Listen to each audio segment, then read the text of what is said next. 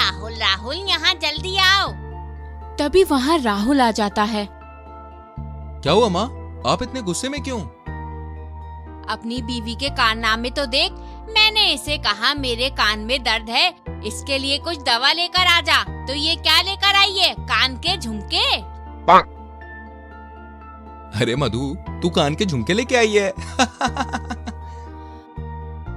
घर में दर्द की कोई दवा नहीं थी, तो माँ जी ने ही कहा था कि इधर उधर देख, कान के लिए जो कुछ भी मिले लेकर आ जा। अरे मेरे कहने का मतलब था कान के दर्द के लिए जो भी है वो मिल जाए तो ले आना। मधु रोने लगती है और बोलती है, माँ, आपने कान के दर्द के बारे में कुछ नहीं कहा था, सिर्फ आपने कहा था कान के लिए कुछ ले आ। इसलिए देखो, मैंने सेफ साइड के लिए वायरलेस हेडफोन भी लेकर आई थी। रमा राहुल का मुंह देखने लगती है। दोनों मधु की बेवकूफी से बहुत परेशान थे। कम सवाल पूछकर कुछ करती हूँ तो घर में डांट पड़ती है। एक दिन राहुल ऑफिस जाने के लिए मधु से टाइम पूछता है। अरे मधु, टाइम क्या हुआ है? वॉल वाली घड़ी में या हाथ वाली घड़ी में जी? अरे घड़ी घड़ी होती है, तुमसे बहस करना ही बेवकूफी है। हाथ वाली घड़ी में बताओ। मेरी घड़ी में या सासू माँ की घड़ी में? तेरी घड़ी में मेरी माँ। कबर्ड में पड़ी हुई घड़ी का टाइम बताओ या हाथ में पहन रखी है उस घड़ी का राहुल जी? अरे तुम्हारे हाथ में जो है उस घड़ी का। इसमें तो रात के 2 बजे हैं, क्योंकि ये बंद पड़ी है। फिर से पूछती हूँ, कबर्ड में पड़ी है वो वाली घड़ी या बरामदे वाली घड़ी में? बरामदे वाली घड़ी में। तू फोन किसे कर रही है? मेरी मम्मी को, अमेरिका। अरे घनचक्कर, बरामदे की घड़ी में कितने बजे हैं वो तेरी मम्मी कैसे बताएंगी? वो जो मैं जिस घड़ी की बात कर रही हूँ मेरी मम्मी के बरामदे पर लगी है। राहुल गुस्से में आग बबूला हो जाता है। सॉरी, मैं क्लियर करना भूल गई, आपसे मैं फिर से पूछती हूँ। अरे रहने दे मेरी माँ, मुझसे गलती हो गई जो मैंने तुझसे समय पूछ लिया। अरे मैंने कौन सा पाप किया था जो तू मेरी पत्नी बन गई? रात को मधु राहुल और रमा के लिए आइसक्रीम लेकर आती है और बोलती है, ये लीजिए माँ जी, गर्मा गर्म आइसक्रीम खाइए। अरे तेरे दिमाग में हवा भरी है क्या? आइसक्रीम गरम करके कौन खाता है? माँ जी, आप ठंडी आइसक्रीम कैसे खा सकती हैं? क्या बोल रही है? मैं क्यों नहीं खा सकती?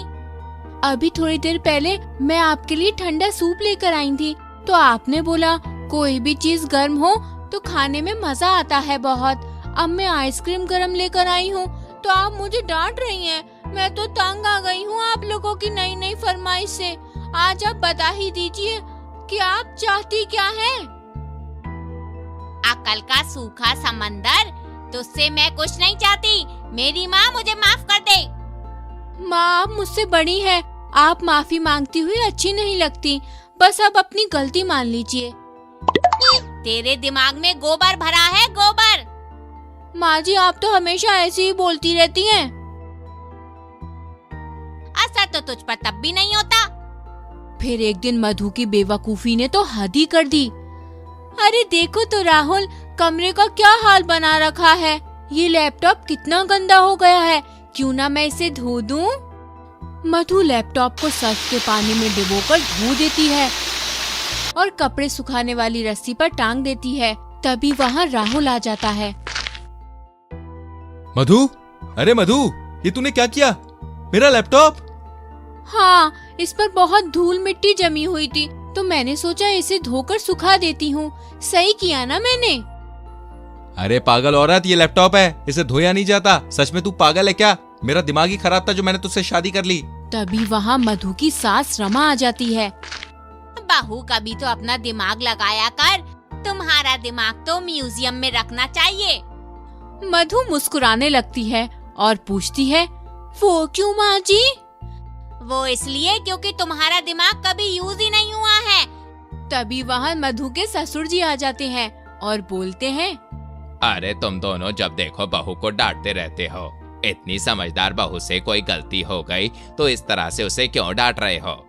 छोड़ो बहू, तुम इनकी बातों पे ध्यान न दो। आज टीवी पर मैच आ रहा है। जाओ जरा तुम रिमोट तो ढूंढ दो मेरे लिए। बाबूजी, एसी का रिमोट या टीवी का? बेटा टीवी का ले आओ, जाओ। बाबूजी, छोटे टीवी का ले आऊं या बड़े टीवी का? बेटा बड़े टीवी का ले आओ, जाओ। तुम तो इस पागल के सवालों के जवाब देते रहो। मेरा तो सर दर्द हो रहा है इसके सवाल से। मैं तो चली सोने।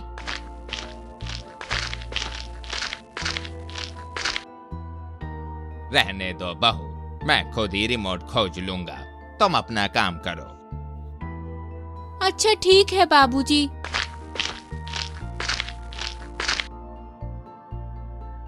एक बाबूजी ही हैं जो मेरी साइड लेते हैं। पता नहीं माँ जी और राहुल मुझे इतना बेवकूफ क्यों समझते हैं। ऐसे ही डांट दिया मुझे।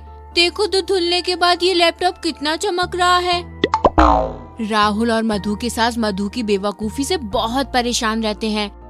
थोड़ी देर बाद मधु की सास मधु से बोलती है, देखो बहू। किधर? रमा अपने सर पर हाथ मारते हुए बोलती है, मेरी तरफ। मैं बोल रही हूँ, सुनो। क्या माँ? अगर तूने मेरी बात सुनने से पहले कुछ बोला तो आज तू मेरा तांडव देखेगी। चुपचाप मेरी बात सुन। आज राहुल बहुत गुस्सा है तुझसे। तुम आज उसके लिए कढ़ी बनाना, उसे खाने में बहुत पसंद है। हाँ, और पकोड़े डालना मत भूलना। ठीक है माँ जी। रात को राहुल घर आता है और खाने के लिए बैठता है। अरे मधु, ये तुमने क्या बनाया है?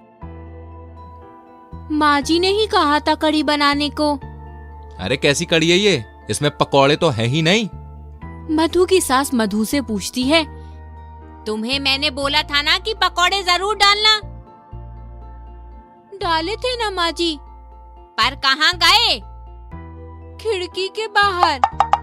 तुम्हें मैंने पकोड़े कढ़ी में डालने के लिए कहा था।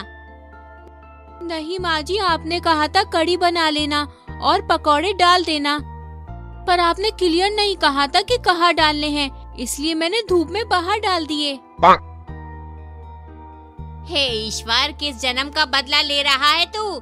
अरे मेरे कहने का मतलब था कढ़ी में पकोड़े डाल देना। तभी मधु रोने लगती है और बोलती है, बाद में मतलब समझाने का क्या मतलब माँ जी? मैं भोली भाली हूँ, आप ही की आज्ञा का पालन करती हूँ जैसा आप बोलती हो। इसी तरह मधु रोज नए नए कारनामे करती है और मधु ने राहुल और रमा के नाक में दम कर रखा है।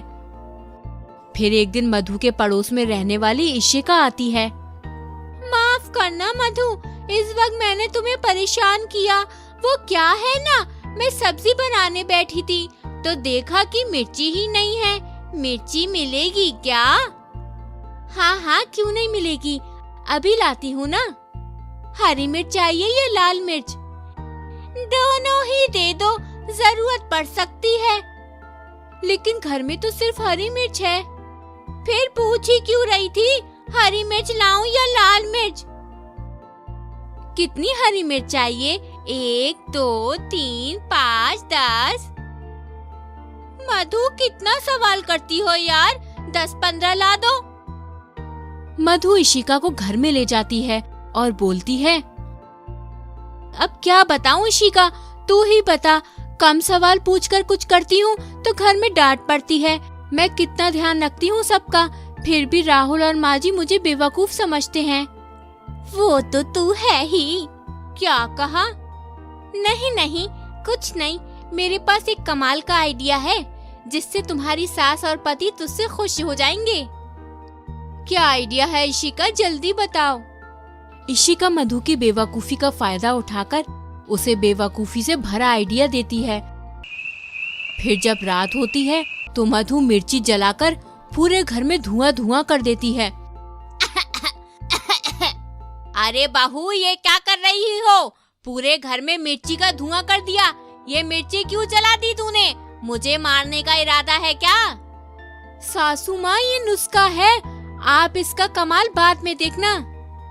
मधु मिर्ची का धुआं फैलाते हुए सभी जगह जाती है। घर के कोने कोने में धुआं छोड़ देती है। सीढ़ी पर पहले से ही एक चोर छिपा होता है। धुएं के कारण वो चोर तेज तेज खांसने लगता है।